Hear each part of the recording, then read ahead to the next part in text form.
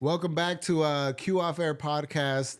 Thank you guys for all the love and support on the very first episode with the first guest of 2024. And let's keep it going, man. The momentum is going. We're feeling good about it. I'm feeling good about this podcast this year, and there's a lot more to come. All right. So today, the main focus of today's episode, I wanted to shift it towards community and connection and social relationships. And the reason why is because prior to me meeting this person, I don't think I took into consideration like what community meant or how important social connection was and how that tied into, an emotional aspect or even in just overall health, right? And so this person really stood out to me in that impact and still has made an impact for me where, there'll be things that I recollect from the past and remember certain things that she has taught me or certain things that she's modeled, right? So I wanted to connect and take the opportunity to listen to her story and listen to the motivation side of things that she's got going on with her, and also talk about some of the struggles that she might have, been presented with and how she overcame that. This person is a business owner and entrepreneur. She is a weightlifter. She is a coach. She is a foster mom. The list goes on, all right? And we can talk more about that in just a second. But I want to welcome my good friend, Coach Yvette Martinez. Yvette, what's up? Good to be here. Like that little intro? I wasn't expecting it. That's thank you for that. Yeah. I'm super excited to be here. I've been thinking about it all week. And excited just to really also be a part of celebrating you launching this podcast. And I've been watching your work develop and you develop as a person, and so I'm excited to jump into a conversation and see and celebrate kind of just what you and I both hold dear, how it intersects. Mm-hmm. Now this is not about me today, okay? So let's I'm humbled. Yeah. I'm humbled, but let's focus on you. Let's shift the energy real quick. First of all, is there anything I missed? Add on to it now. I feel like you hit it all pretty much. I'm still really like trying to get used to hearing like business owner, entrepreneur, right?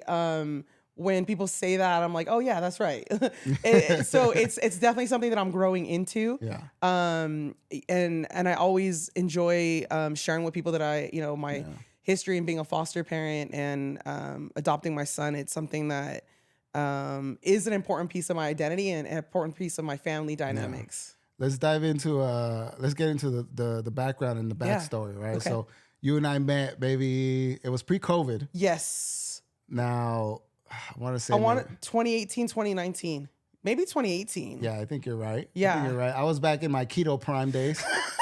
That's right. That's the epitome of a keto Guido. Okay? That's right. I was looking good too, man. Yeah, those keto gains were real. Yeah, you were dialed in. I was walking my dog. No, I went to a dog park in Whittier. Yes, that's right. And there was a gym right across the street from the CrossFit gym, right? Yep. And never in my mind, in my right mind, did I ever think I would step foot in that, because I was like, who the hell would? Yeah, right. And I finally just decided, you know what, let me just step in there, right? And it's the scariest shit to walk into a place that you don't know. Right. You don't know anyone. You don't know what's happening in there. Yeah. And let alone a gym when, there's like bodybuilders in there. Yes. Whatever. I decided to walk in there, and long and behold, you were the first person that I met. Yeah. And so, since then, the relationship and dynamic between us has transpired into something nice and great. Yes. But yeah, tell me a little bit about where you were at when we first met.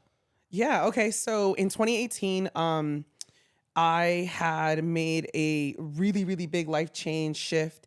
And I'll even say, a risk. Up until that point, I had most of my like job or career history was somewhere within the realm of social work, somewhere in the realm of like criminal procedure. I was doing child abuse investigations. Yeah. Prior to that, I was like in case management in the South LA area, like servicing families through a program through USC. Before that, I was working with like special needs kids. So every step after college graduation, kind of unbeknownst to me, was really guiding me towards this place where I always knew, like, I know it's very cliche, like I want to help people. I think that was clear to me at a young age. I think it became much more clear to me about how I was meant to do that. When I followed, again, a little bit more cliche, my heart. So I was very passionate about, social welfare, about the quality of like family living, coming from like a low income neighborhood and family myself. I just felt like there was need and I could be a part of that. I did that for, I guess, probably about a decade, mixed together a couple different of those jobs, right? And I myself stumbled into a CrossFit gym invited by a friend from high school in 2014. Again, I was like an athlete all my life, so I can't say that it was as terrifying as it was, or other people have shared with me. I was pretty excited. I took the first class and I was like, oh, this is all me right here. Like this, I'm home. I discovered the next thing that was gonna fulfill that place in my heart that had a passion for sports. I played basketball all my life, competitively, and traveled playing basketball all over. So when I found CrossFit, I was like, okay, this is a place where I can take that athleticism, that place that I have for that drive for competition, challenging myself physically. And what I would later discover is that CrossFit was absolutely far more than just working out. So I showed up that day and that was 2014. I never left. Been to a couple different gyms over the years. Back to 2018 when we met, I was just right at the start of deciding that I was going to leave behind a formal, 9-to-5 job. I was working for Children's Court in Monterey Park. And I said, there's something about this CrossFit thing. There's something about the way that it brings my passion to life for community, for people, and impacting their health in a different way. So I said goodbye to my job and I became a CrossFit coach. And that at the beginning was a little bit scary. There obviously it was a tough decision. But I'm thankful I made it. Things panned out and I ended up kind of going into a more management role in CrossFit gym setting. Later, I don't want to fast forward too much, decided to, start my own gym. And so when you walked in that day, I'm in the middle of I'm coaching, I'm managing the gym and really handling a lot of the community aspect of the gym, the community events and outreach that the gym would do. There's so many things that, you just said that I want to touch on. The very first one is, the basketball player and athlete that you were. I mean, you're a very talented basketball player, but you've never beaten me. I know, this is true. This is so true. And then when I asked for the rematch, it's just, not right now, but But the thing I do have here is I think I back squat twice as much as you, right? That you do. So you can keep basketball and I'll keep CrossFit. Joshua, our studio manager here, he basically said, we can't bench more than her after we found out what her PR was. But I mean, congratulations on the PR, by the way. But thank you. It's amazing that I hear just everything that was guided by taking a chance. I feel like that's the theme of your story almost, right? You took a chance with becoming a social worker because you wanted to help people. You took a chance with letting that go and going to something that's not sustainable to other people. Absolutely. And something that was riskier because your ass better go get it. You know what I mean? And then from then you left a management role to start your own thing and you took such a bigger chance where now everything's on the line for you, right? Absolutely. Where does that lead you in terms of how you're feeling today with all the chances you took? This morning I was coaching a class and they were already working out and I was just kind of having these thoughts in my own head and I was looking outside the window of the gym that I now own and I was like, damn, I have a dope ass job. This is what I get to do for a living and obviously there's a lot of challenges.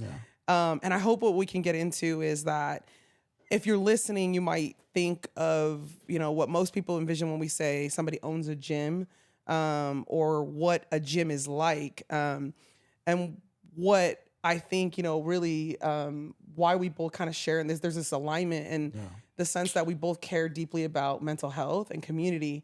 And I would say that where I'm at now is I realize that I'm doing something new. I'm taking a risk. I'm saying the gym model that most people have is great.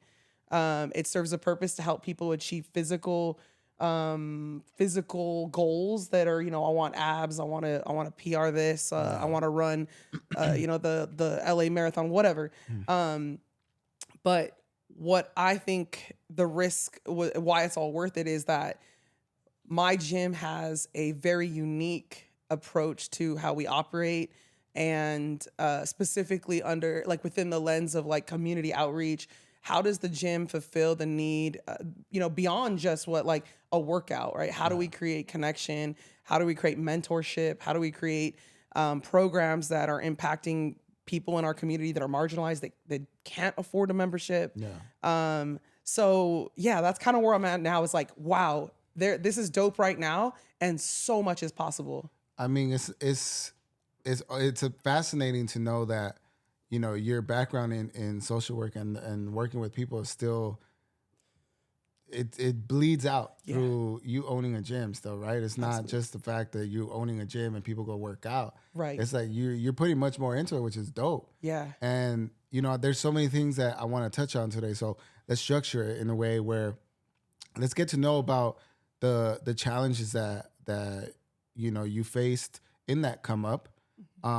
And let's normalize what that was like, because I think that's very important for someone such as a leader like you to put out for others to follow and to be normalized. Yeah. Right. So, I imagine you went through ups and downs and ups and downs in a journey such as yours. Yeah.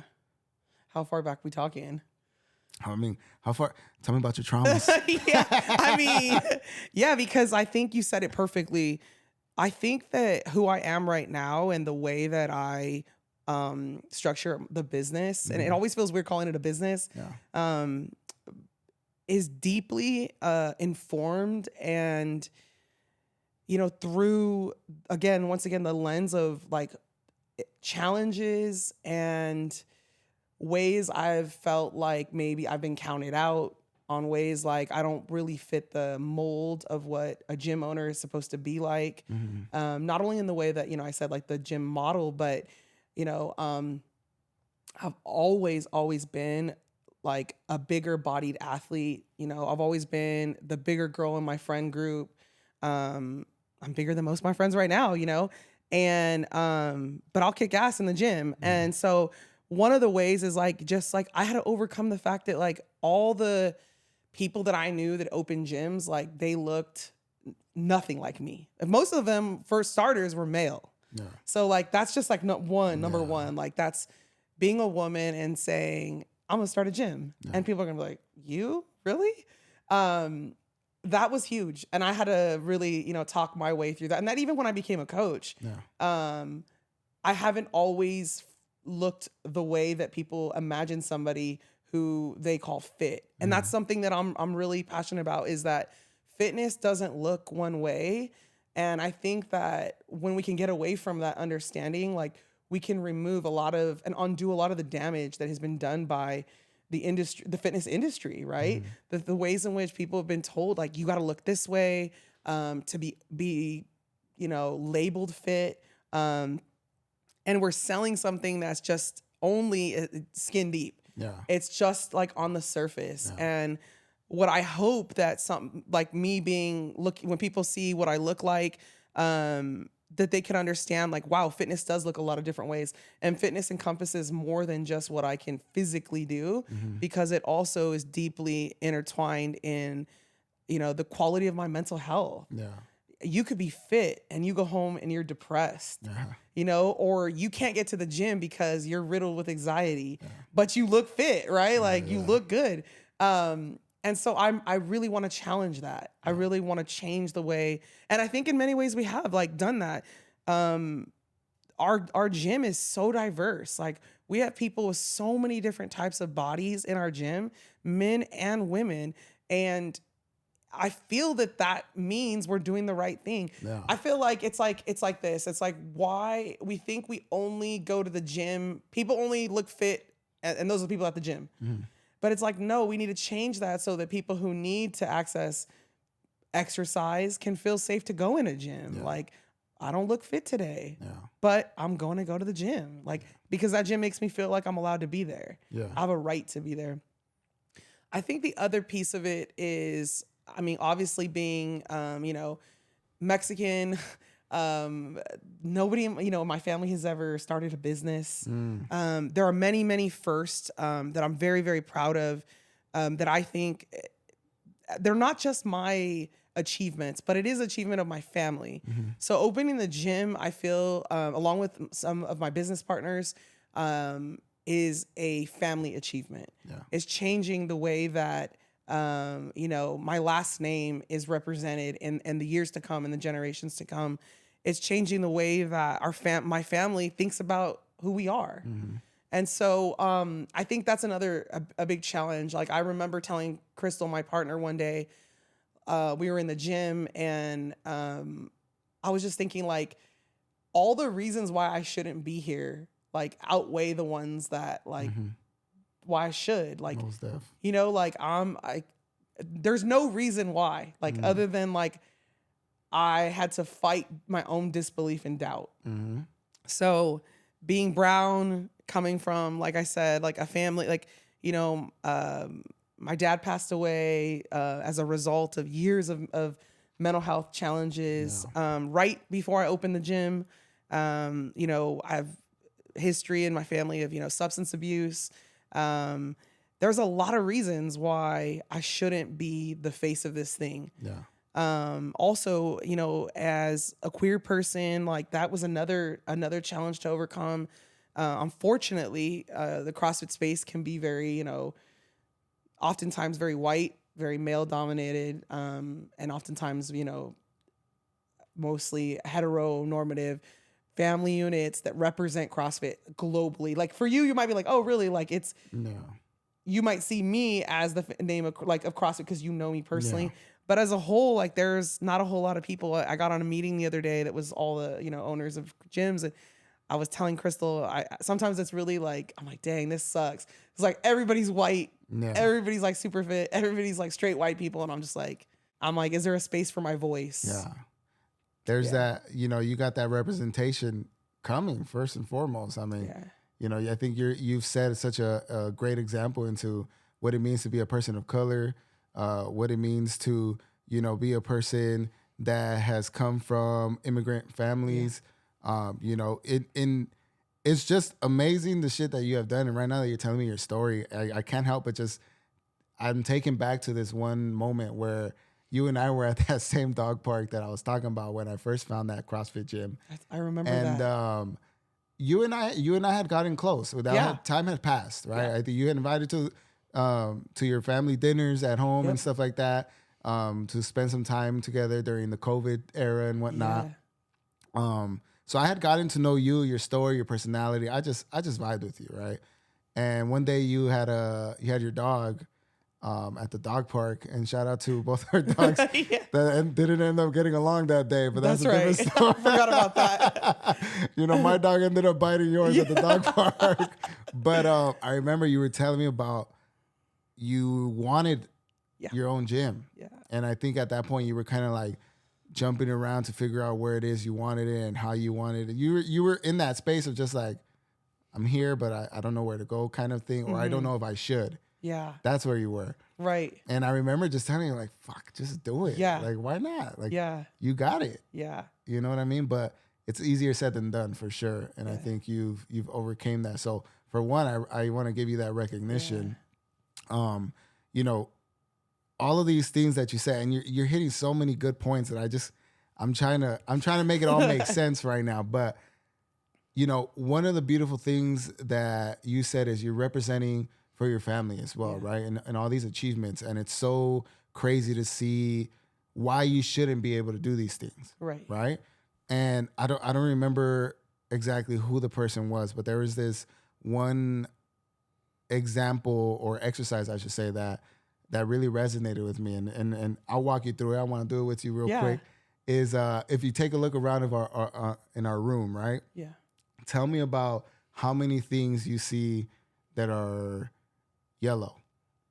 So if you just glance for about 10 seconds, remember all the places you see yellow at, right? Can you tell me how many things you saw that were red? I have no idea. And why is that? Because I was looking for yellow. So when we're so fixated on only focusing on the reasons why we can't, we will always be certified and find the reasons why we can't. Yeah.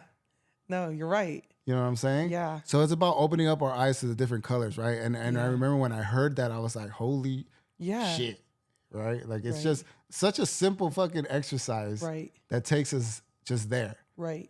And so, you know, as a therapist, I think one of the things that I was blessed to do, especially, you know, mirroring kind of the upbringing from you of like, I was raised by a Mexican family and my mom was a lesbian woman and she was an immigrant and came here without any support or anything, right? And it's always about like, what do we have to do to fucking win? Yeah. And our parents and our generations for our Latino people is that they wanted us to get that education. That was the finish line. Right. And this it's so funny that you mentioned this because I had a client this morning who was telling me something similar. They were stuck, young kid in their 20s. They were stuck in this feeling of like, man, I'm lost. Like I should have had it figured out because that's what I was told by my parents, right? And I was like, how can you have it figured out at 20? I think, you know, our parents were raised to have a job at 16 years old, that you had to have it figured out at 16 for them, right? It was such a norm.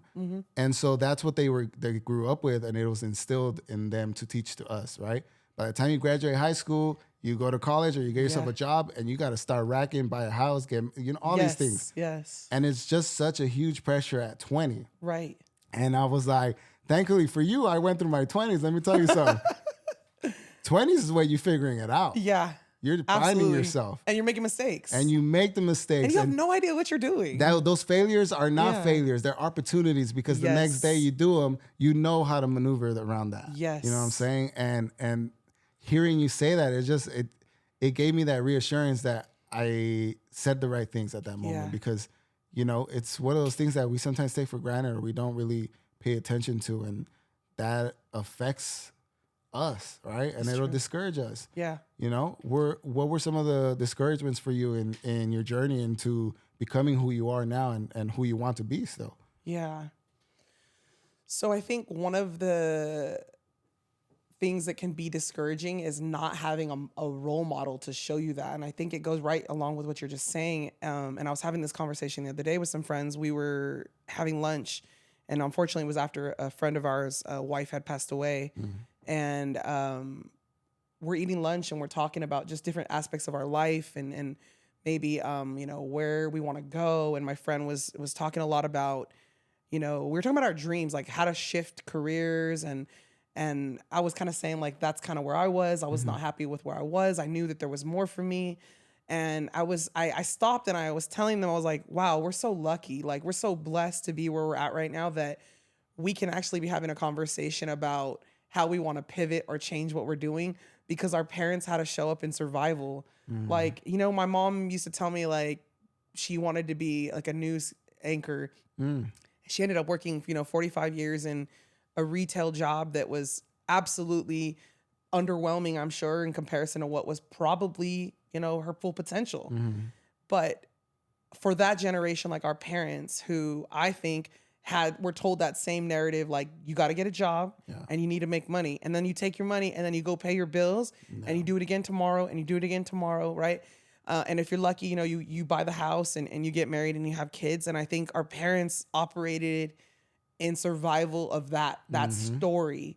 So there wasn't a space or time or energy to dream anything bigger for most of our parents. And I think I was thinking like, we're like, look at us. We're talking all this shit. Like, look at us now. I don't want to be a teacher anymore. Like, I think I'm going to be a therapist now or like, right. Or like, you know, we some of us changed jobs like 10 times. Look at my mom, one job, 45 years. Right.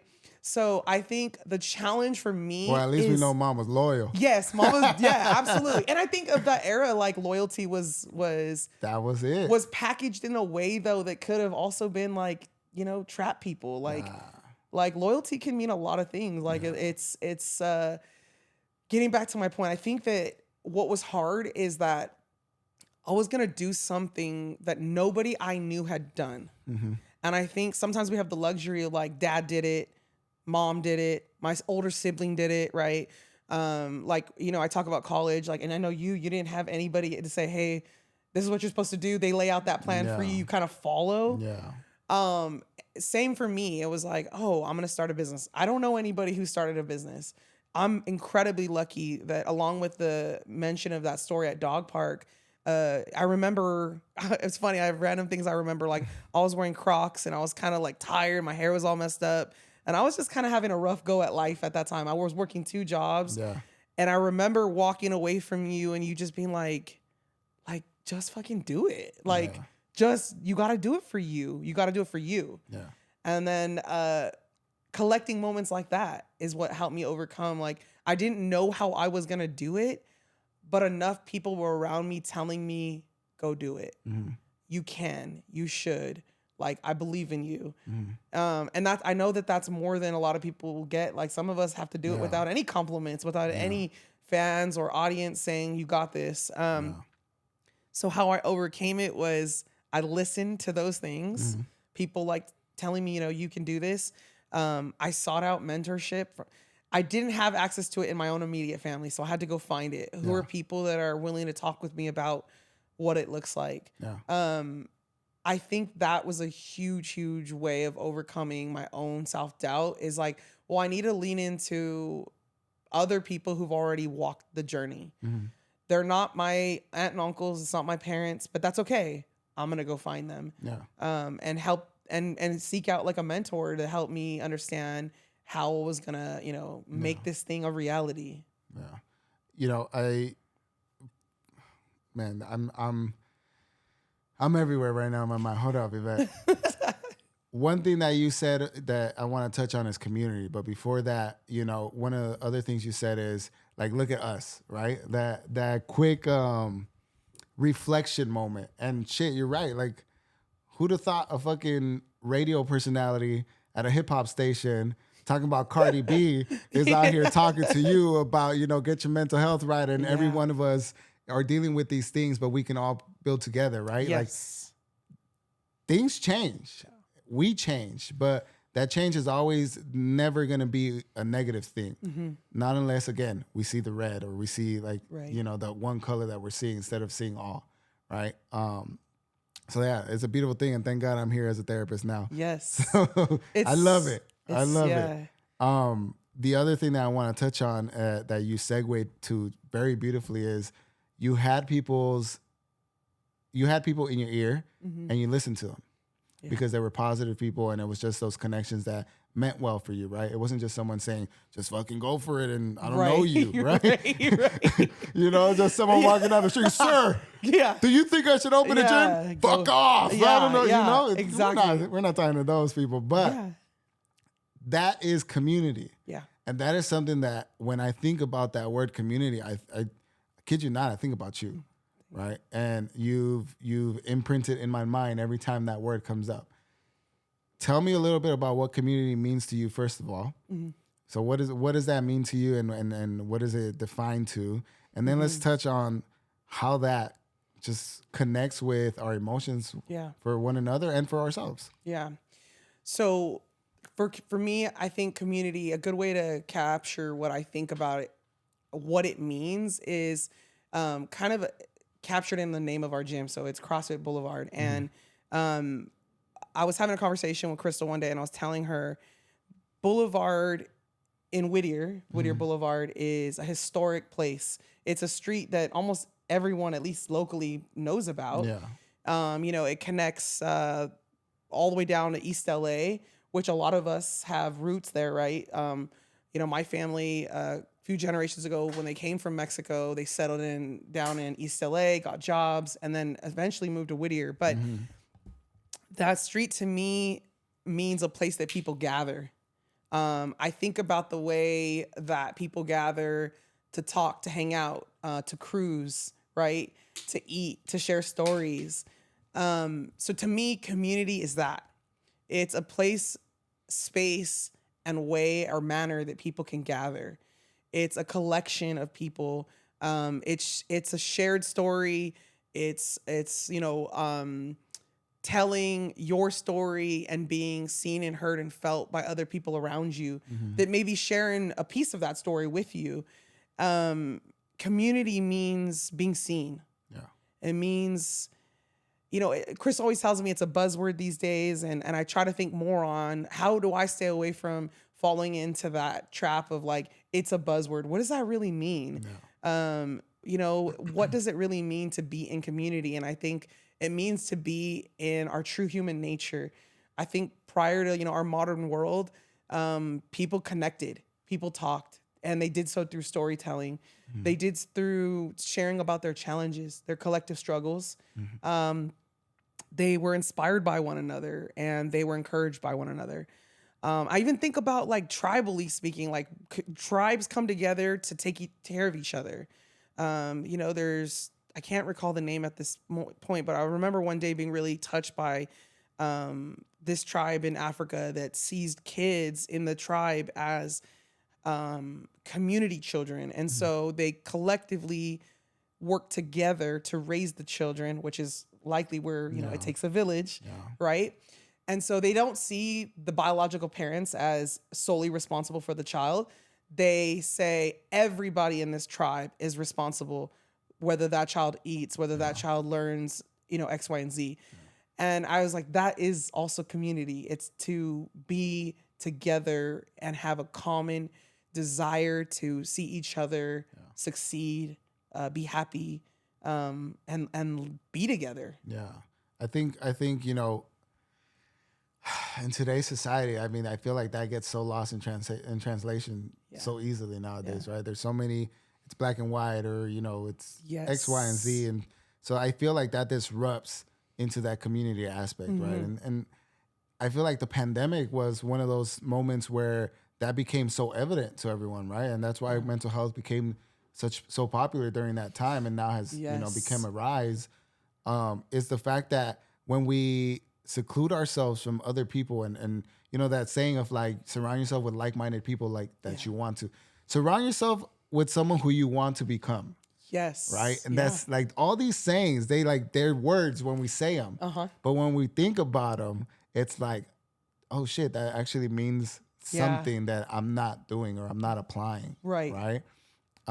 And I think for me, like when I became a member of the gym where you were first at, and I became acquainted with you and so many other great people around that establishment, it was something I had never experienced before. Yeah.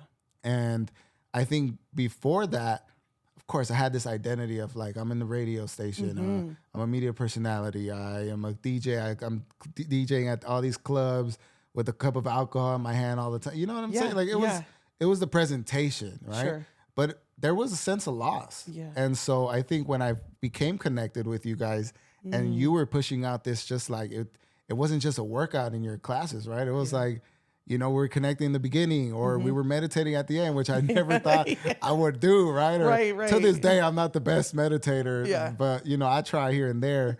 But it was just like, fuck, man, being with people that truly just care about one another and being with people that are driven and motivating, right? And like I had this idea, and back in the day, I mean, I'm getting back to it, right? But back in the day when I was in radio, I was just popping out ideas of like, I want to do this, or put this content out, or I want to make a video like this.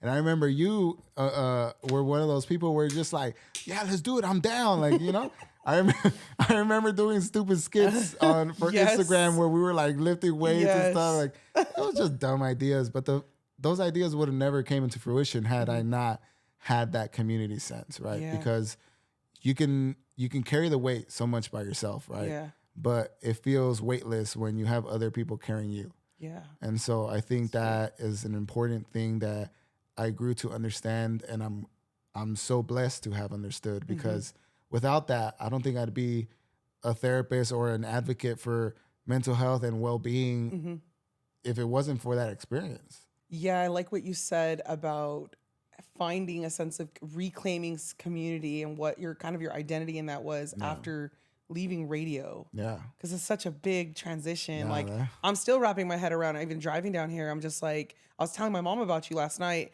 and kind of updating her on what you were doing. And I was like, isn't that really cool? And it's kind of, I felt like our story is similar in the sense that we thought we had this one identity, right? Not bad nor good. It just was like, this is what we're doing. And then we felt compelled by some, passion or calling within us to step into this very different role that required so much, of our own change. I mean, the work that has to be done like on us to even venture to say, I want to be those things, I want to do those things, is huge. And so it speaks to just like wherever you are right now, you might be seeing yourself in this identity that maybe is not really like fulfilling who you truly are, like or your potential of what you can bring to the world. And so seeing you transition from radio, which you were, phenomenal at, to what you're doing now, it's really, really inspiring. And like I said, it just makes me feel like, it's a similar thing. Like wherever we were, we decided there was more, and it looked different, and it was okay to be brave enough to take off that hat or that mask, and say, this is who I am now. So that's huge. I appreciate you, Vet. There's so many things that, man, you bring up so many good points. I mean, I got to pay you for this at this point.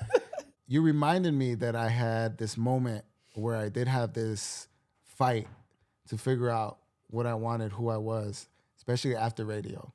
And it was such a, it was a moment where when I decided to step away, and not a lot of people do that, right? But I stepped away from it. There was a moment I was like, fuck, like, the confidence is gone. Like, I'm stripped from something, right? I'm almost naked. Yeah. And it took a while. And I think till this day, it still takes me a while, especially coming out again with the podcast and putting myself out there and restructuring the socials and all that, right? Right. It wasn't until today, and it's been for like maybe like a few years actually, that I posted a self-talking video on IG, right? And people might have not noticed. I was still posting like, pictures or flyers or whatever, right? Your dog. But my dog or pictures of my shoes, right? POVs, POVs, right? Right. But I stood away from doing like self videos to like talking to my friends or family or connecting with whoever's on my page, right? And it was just like, it didn't feel natural anymore. And so I think finding the purpose again and finding that, like, what is it that I want has started to build that confidence again and motivation for me on that. And a lot of people probably wouldn't think that because maybe I carry myself with confidence. I don't know. But yeah, those are just observations I made with what you just said. And it's one of those things where I share this with a lot of people that I speak to is, we're told, go do this or go do that, or maybe you should think about this, or you'd be great at that, right? And you're like, all right, cool, I'll try it. Yeah. But when there's that feeling of like uneasiness or like some uncertainty or just like that subtle thought of like, can I be doing more, right? Right. That is the untapped potential in our subconscious that is telling us like, you need to branch out more. Yeah. Keep going. Yep. I think that's the scariest part of life. If you're willing to answer it. Yeah. Exactly. And that untapped potential, I think, is a result of being willing to hear, like, to be aware, the self-awareness of like, I think it's possible that who I was at 30 and okay, great, I put all this time into this career, but now I'm 40 and now I feel like maybe I want to do this. And I think, like I said, like our generation has the luxury, ability to now think in that way. Like that job or identity, if you will, took you so far and then you outgrew it. Yeah. And then you started to feel that itch or that pull. Yeah. And I would feel that. I remember like when I would sit down at tables with people, we would be maybe having a dinner or something and people would be like, what do you do? And I would get this feeling, right? Like I didn't want to tell them. Now I feel like you ask me, I'll tell you. Yeah. And I feel like that always confirms for me, like, I knew I was under, like, I don't know, this feeling of like, I know I can do more, and I didn't want to tell people I wasn't doing that yet. Yeah. Maybe it's like a little bit of like, I don't know, ego, but I think now I'm very proud. I'm like, yeah, I own a business. Let me tell you about this business. It's not just a business. Yeah. It's not just a gym. Like, I'm proud. I have a sense of fulfillment in sharing with people what we do at the gym and through the gym. Yeah. And I feel like I'm fulfilling my potential at this point. Yeah. With that being said, I also, there's moments where I think today, I'm 36 right now. And I think I know I can do more. I know. And when I say I can do more, I'm really relating that back to impact. Like I was telling you before we started recording, I don't measure my success solely on like financial metrics. Obviously, like the health of my business is measured through how much money it makes. But I measure like my own life and the quality of my mental health by my ability to serve, to love, to be present, to give back to my community. Yeah. Those are the ways that I look at that. And I think mental health is a huge one. What is the quality of my living? And when I feel like those things are in alignment, I'm like, okay, this is good. That may change for me though. Like I feel like I have toyed around with the idea of going into like politics on a local level to create impact in the city that I love and care about, to change policies, to help modernize and push our city forward. And right now, this is where I'm at. This is fulfilling for me today, and I'm comfortable also thinking about that 5 or 10 years from now, this also may not be it. Yeah. And that's okay. Like I'm gonna do everything I can to fulfill what my calling is today, and be open to what that calling may look like in 10 years from now. Absolutely. I think what is it? It's like a scientific fact, I think. And if it's not, I apologize for saying it is, but every 6 months you change. Yeah. I think it's like the 6 month. I mean, no, I'm sorry, 6 year mark. Yes. So every 6 years you just become a whole different person, and you might not like mustard then, and you love mustard now. It's true. Like things I liked to eat before, like I don't like them anymore, or like things that didn't bother me, now they bother me. It's we're changing. Oh no, that's just age. You know what I mean? I know, right? I'm like, it's too loud in here. It's too damn loud. No, but it's true. I think like, our hair grows every 7 years. We get a new head of hair. Like, like you said, it's scientific, it's biologically, we're changing. Yeah. And I think, I really feel like that's that's a way to measure your joy and your happiness in your life is like, can you hear that and see that that's happening and be brave to make the changes? Yeah. Or do you say, no, like this is okay. I'm fine being here, whether that be, your environment, your job, your relationship, the quality of your mental health, or can it be a little bit better? Yeah. I asked my class this week. I usually start my class off with like an icebreaker, if you will, but generally these questions are to provoke thought, but also to warrant connection based on like how they respond. So the group, right? Most of the people don't know each other. They eventually become friends, but I asked them, what is the ideal age? And first of all, there was like, well, for what? And I was like, just for life, like, what's your ideal age? And a couple people were like 30. Somebody was like 35. And then a couple of the older people in the room, I was really like just taken by the response. And one of my members, he said, right now, right here, this minute, this is the perfect age right now, because I'm right here.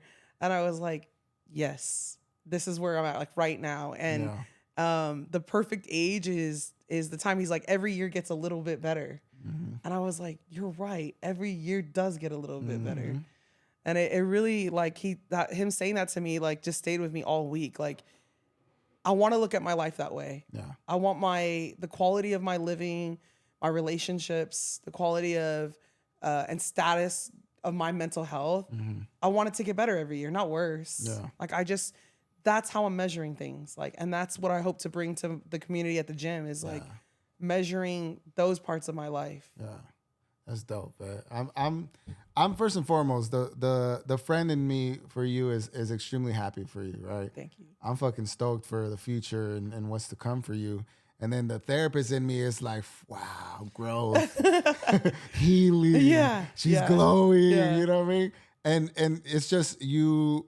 I feel like every word you spoke today is like gonna connect, and it's gonna hit so many homes, right? And I hope that's the journey I'm on right now. And I appreciate you for being here and sharing that story. And I feel like there's just so much to talk about you that, I mean, at some point you might need your own podcast. You know what I mean? But let's get to the fun part right now. Okay.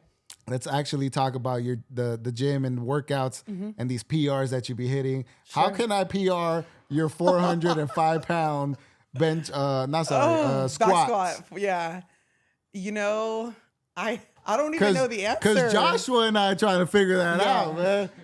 I don't know the answer. I think it's two things. I think it's a big part of it. I have this like saying in my head that in order to be strong, you got to think strong.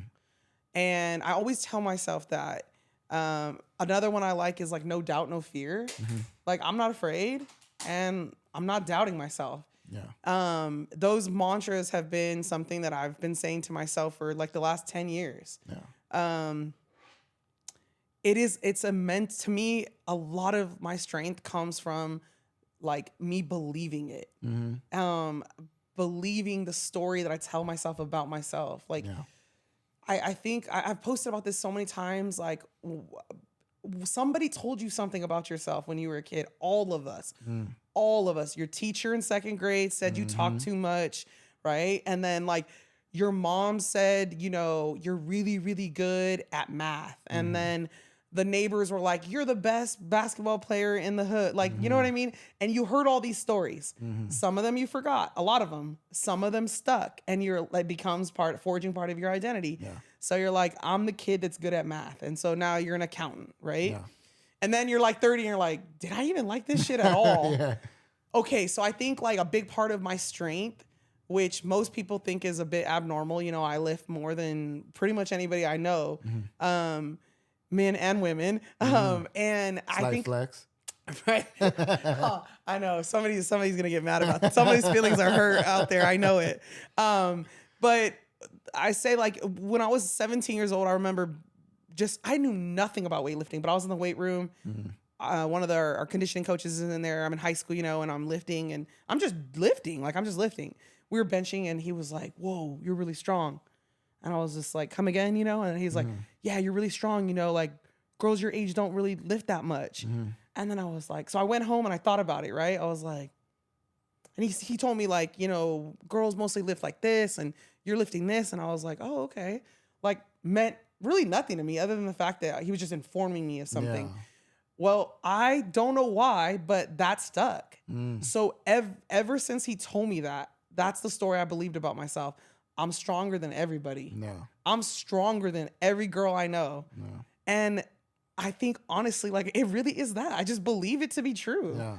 And I never not believed it. I was like, yeah, I'm strong. So what? Like, it's just like this mental, like, and I keep reiterating that to myself. And so to me, honestly, it just became true. Like, and it goes to say that it could have been anything else. He could have been like, you're a fuck up. You're a loser, which by the way, I've been told, right? Like my college basketball coach, she was pissed at me one day, took me outside. I didn't want to play anymore. And I really wanted to focus on other things. She was like, stayed with me, right? Like she was like, you're a loser. You're a quitter. You ain't going to be anything. I'm going to catch you at a bar one day on a bar stool. And you're going to be crying about how you used to be good at basketball. And you were this and you should have been that. And I was just like, I looked at her and I was like, dang, lady, you like, you changed. Yeah. And I cannot forget that she told me that, but she set me on a path because what she told me, I was like, that's not true about me. Yeah. No, what you're saying is actually not true about me. Yeah. So it like propelled me forward. And I think it's like people are going to tell you something about who you are your whole life. You're messy. You're this, you talk too much. You forget everything. You're really smart. And I think it's like in our best interest to decide which one of those do you hold on to? Yeah. Do you decide is true about you? Yeah. You decide, no, that's not true about me. Yeah. You think it is, but it's not. Yeah. And then you live that out. But it's like if sometimes we, you know, like my son will say, I'm not I'm not a good I can't read. I'm not a good reader. Why? Because he's having some trouble with it. And his teacher's telling him, you're kind of behind. So what I want to tell him is like, no, you are a good reader. You are. It's challenging for you right now, but you are good at this. Yeah. So it's like being able to say, and this is huge, like with our kids, right? Anybody who's parents, like, what story are you telling them? Yeah.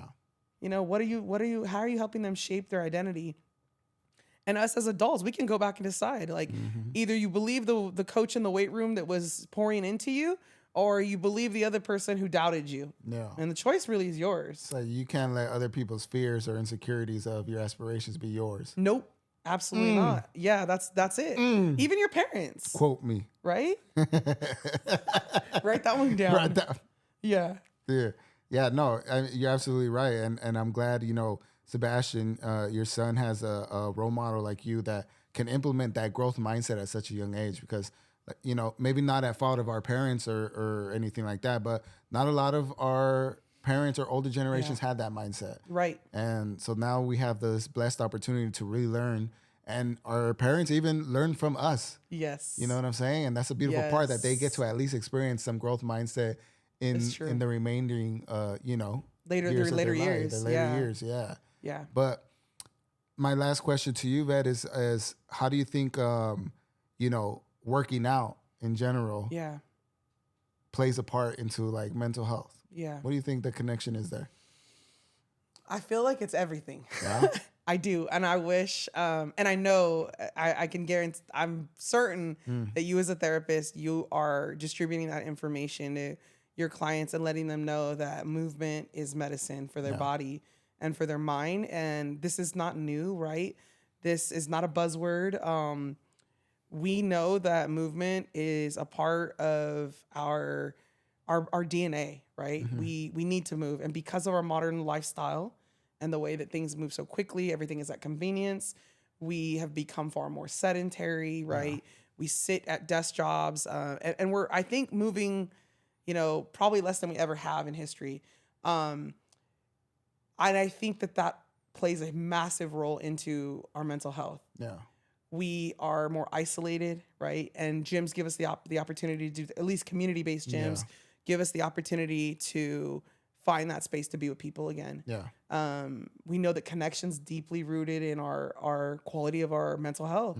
One of the ways I always think about is when I see people come in the gym, I think we've even done this before, where we like recorded a video of people coming in and like visibly like what they looked like, and then what they looked like in comparison when they left.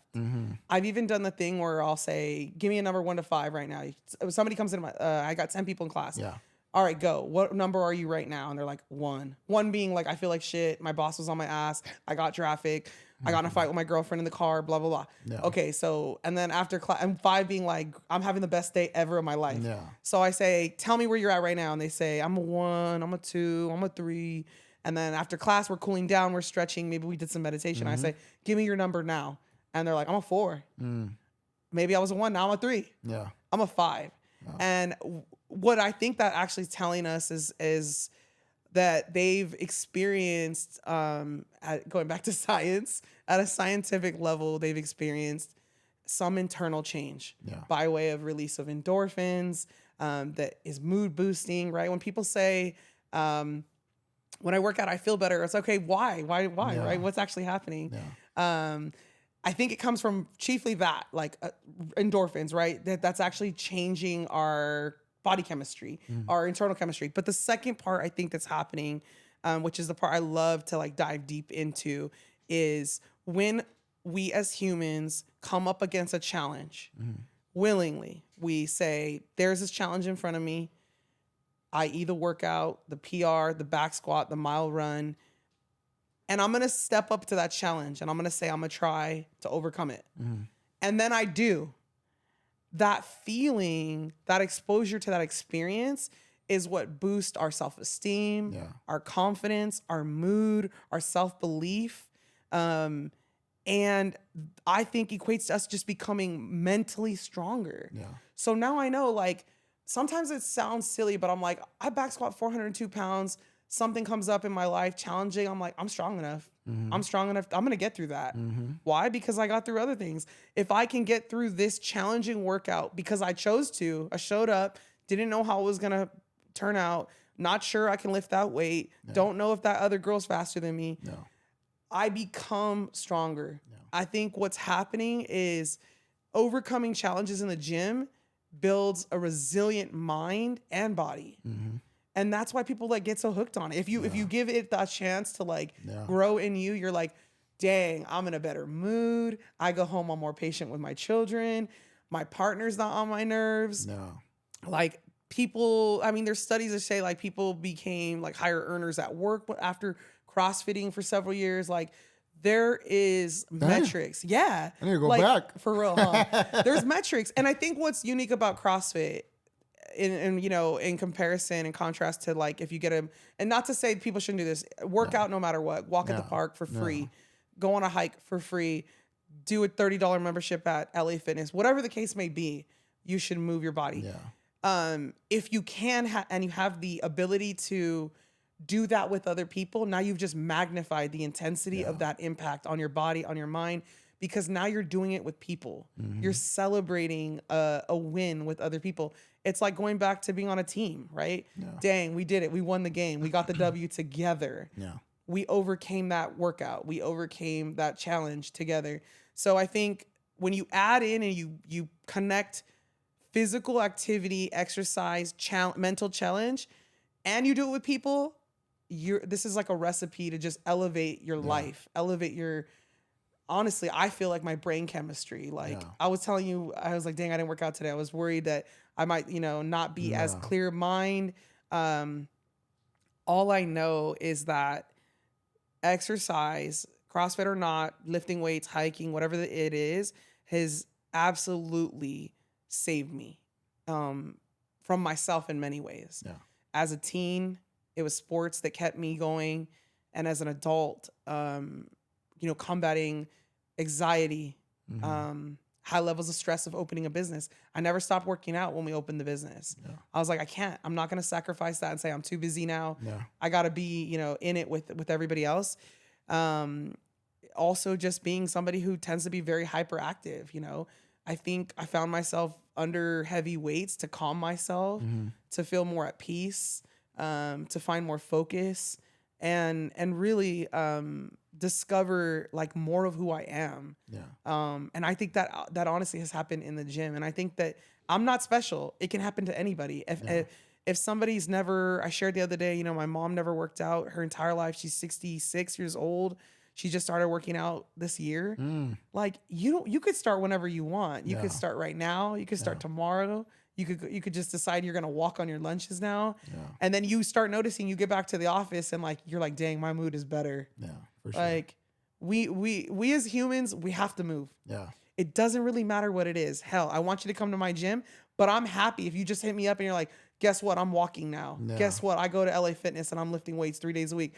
I want to celebrate that. Like it doesn't matter. I see myself being hopefully 90 and still exercising. Like it may not be, 402 pound back squats, but I'm going to be exercising and my family is 600. too. You might be at 600 after that. I don't know. I know. People are like, what's next? I'm like, I'm retiring. I'm done. Man, I appreciate you being here with me. I appreciate you spending time with us. All about community. Like I said, I think Yvette highlights the point that, and if you'll hear it in every answer that she gave us, it always related to a connection of some sort. And I'm happy that you're a part of my connection, and I'm happy to be a part of yours. Whenever you need it, I'm there. Yeah, thank you. But yeah, man, we want to just encourage you to move your body. Yes. And we want to encourage you to find those reasons that make you feel like this is why I'm doing it. See the greens. Don't forget to see the greens. Yes. You know what I mean? And yeah, man, we'll keep it going. Like I said, I appreciate you, Yvette. Yes, thank you so much for being here. You. I appreciate you. I'm proud of you. Let's keep winning, man. Yes, let's go. All right. Hey, make sure you Google Yvette Martinez, CrossFit Boulevard. Find her gym. Make your way to the gym. Hit her up, one-on-one, whatever it is you need. All right? Yeah. Peace and love.